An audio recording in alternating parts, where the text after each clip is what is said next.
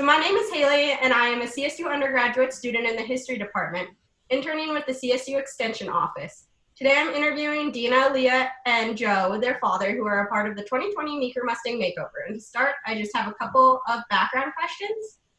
So what is your profession and then your respective dream jobs? And what is the experience that you guys have with horses?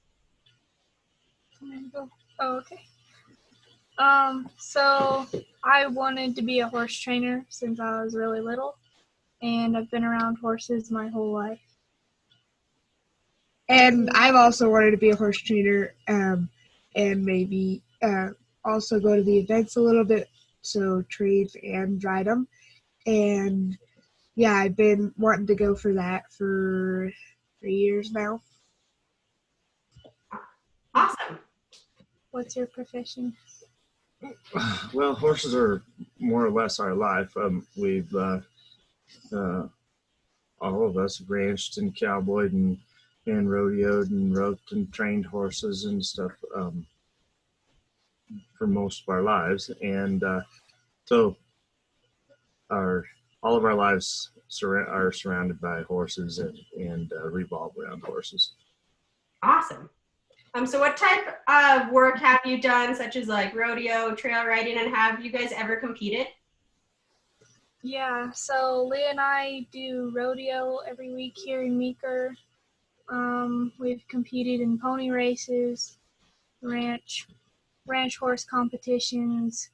He's competed in a bunch of cow horse competitions, and showing horses at the county fair. And so outside of working with horses, how have they impacted your life and what have you learned from them? So they've impacted my life, kind of just being there for me, like my best friend ever since I could walk, and just taught me so much. They've taught me so much about like things I'll need later if I do want to go on to be a horse trainer, and they just help you along, and the things they teach you are, you can't count them all. So what are your future goals with horses? I don't really know. I just kind of keep going. How about you, Leah? Do you have any goals for horses? Ones like Geronimo, I just really want to get him to ride good and just kind of be able to do pretty much anything I ask him to do. We're working towards that point. Make them gentle enough for somebody to love them and go on with them after. Yep. September 11th. Yeah. I would chime in and say that their future goals for horses are kind of building for a lifetime anyways. The girls have kind of a habit of collecting horses and strategizing different bloodlines and stuff that and having colts and such that could potentially on down the they don't like to sell any of them, so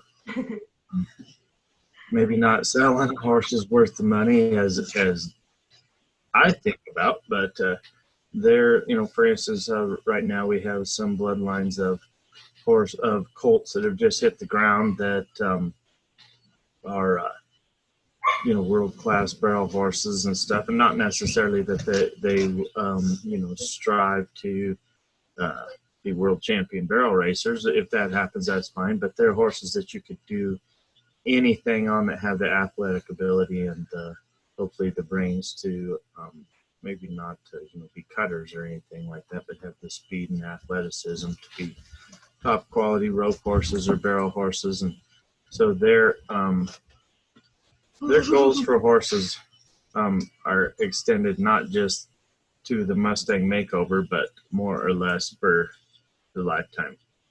Why did you decide to join the Meeker Mustang Makeover? Last year we kind of just thought it'd be fun. I don't know. Yeah, we were a little doubtful at first when we first started getting into it, and we didn't really know what we were going to get ourselves into. And when we got Stony, it kind of just changed our whole entire perspective, because we took a horse that didn't really know people, and he got so gentle by the time we were done with him that we could crawl through his legs and drag a tarp on top of him, and it's just that kind of changed our whole entire perspective, and that made us want to do it again this year. Definitely, that's awesome. What has been your favorite part so far of training a Mustang? Probably just seeing point A to the finish, because Growth. Growth. There we go. Sandy, you used to walk in her corral and she'd just make hot laps because she thought you're going to eat her or something. And now she'll walk up to you, and I just think that that's really cool to see how much she's moved on. And the same thing with Geronimo. He was real hard-headed, and he thought he was the boss, and we kept working with him, and now you can just walk up to him and catch him and then go feed him some grain. He loves that. But and just maul him, kind of. Awesome. Favorite part of it? Well, it depends on what kind of wild horse you draw, because it's been my experience with them is some come around very quickly. In fact, maybe faster than a normal bred up horse with kind of a trainable background. And I don't know why that happens with some of them. It's almost like such a drastic change for them that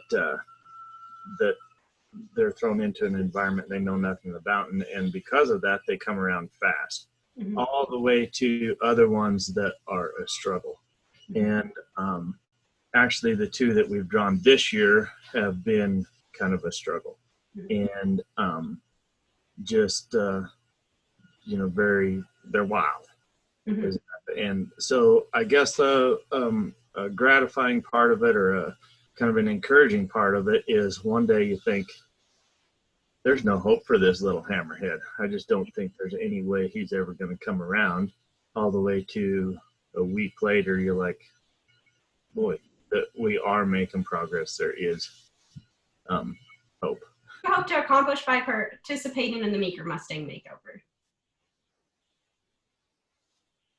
I feel like there's a few people that do this that are kind of just in it to win it, but we like to see that the horses can change from the time that they're wild and don't know anything to like Stony last year, that you could do anything on. Just to learn new things too, instead of just training a horse, hoping he gets by, and just doing the same thing that you always do, because every horse is different, and it's good to get on some less gentler horses and figure out how we're going to make them better in the long run. Definitely. So what elements do you think are important to consider in regards to wild horses, such as feed, care, housing?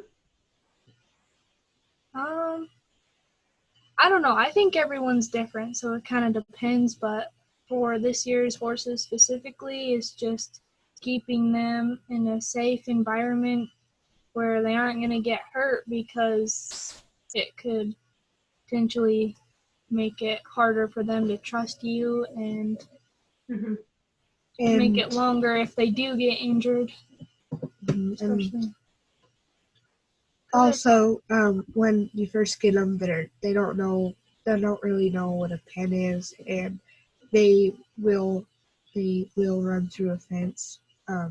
They get the opportunity, so we like to keep them in a tall fenced corral and just make sure that they can't hurt themselves, just like she said, and just make sure that they can trust you before you let them out and let them go be a horse. And also, we turned them out and just let them be horses for a while, and it just changed their whole attitude and mentality, which helped a lot. Awesome. Well, thank you for chatting with me, and good luck with the rest of the training, and I look forward to seeing the results in September.